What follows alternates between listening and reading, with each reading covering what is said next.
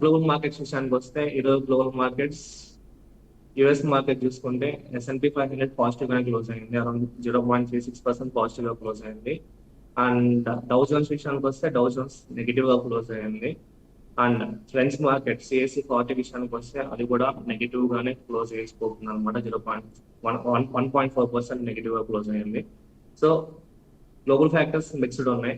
But Indian market మాట్లాడుకుంటే ఈ రోజు రైట్ లో సెన్సెక్స్ 153 పాయింట్ అప్ అంటే 0.2% అప్ లో ట్రేడ్ అవుతుంది. కరెంట్ 81,943 దగ్గర ట్రేడ్ అవుతుంది అనమాట.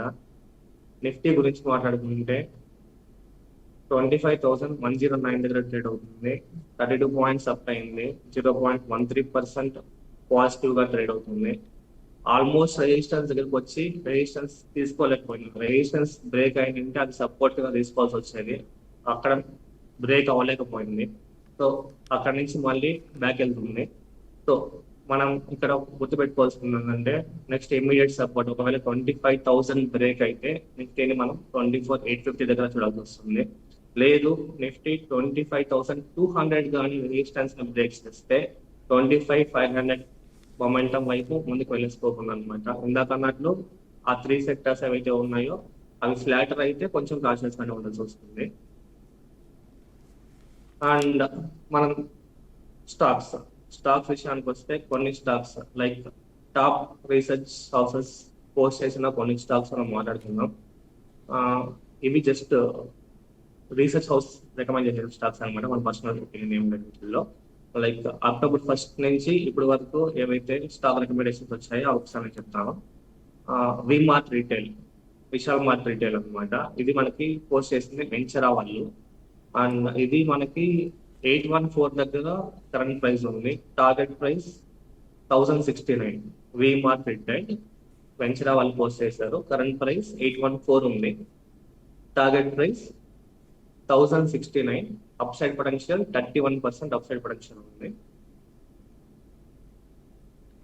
అండ్ సంవర్ధన మదర్సన్, ఇది జియోజిత్ BNP పరిబాస్ వాళ్ళు పోస్ట్ చేశారు. 106 ఉంది current price, 120 target price, 12% up side potential, 12.77% up side potential ఉంది. మదర్సన్ అండి పోస్ట్ చేసింది BNP పరిబాస్, current price 106, target price 120, up side potential 12%. Okay sir, మనకి ఒక కాలర్ అయితే వెయిట్ చేస్తూ ఉన్నారు, రాఘవరావు ఫ్రమ్ విజయవాడ. రాఘవరావుతో మాట్లాడదాం. నమస్కారం రాఘవరావు గారు. గుడ్ మార్నింగ్ అండి. సార్ ఉన్నారు, మాట్లాడండి. Good morning. Good morning sir, Teja గారు. Good morning sir.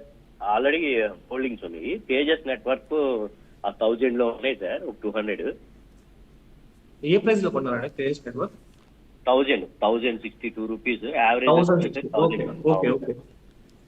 అది ఉంచొచ్చా లేకపోతే అసలు ఏంటి సార్? తర్వాత టాటా కన్సల్టెన్సీ, అది 1000 లో తీసుకున్నాను, అది కూడా అవి కూడా ఒక 60 షేర్స్ ఉన్నాయి. టాటా కన్సల్టెన్సీ, అవును సార్. టాటా టెక్.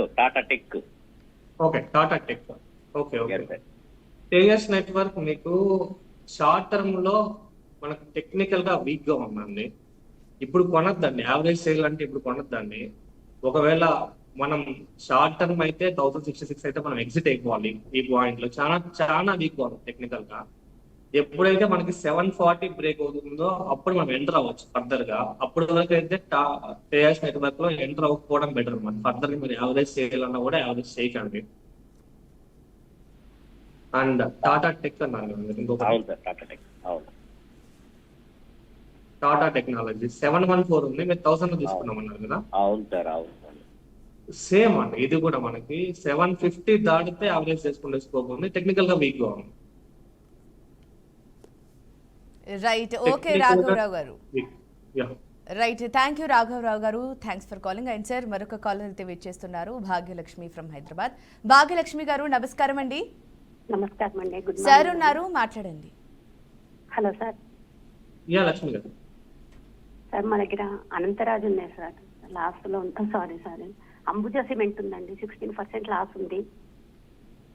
అది ఏం చేయమంటారు?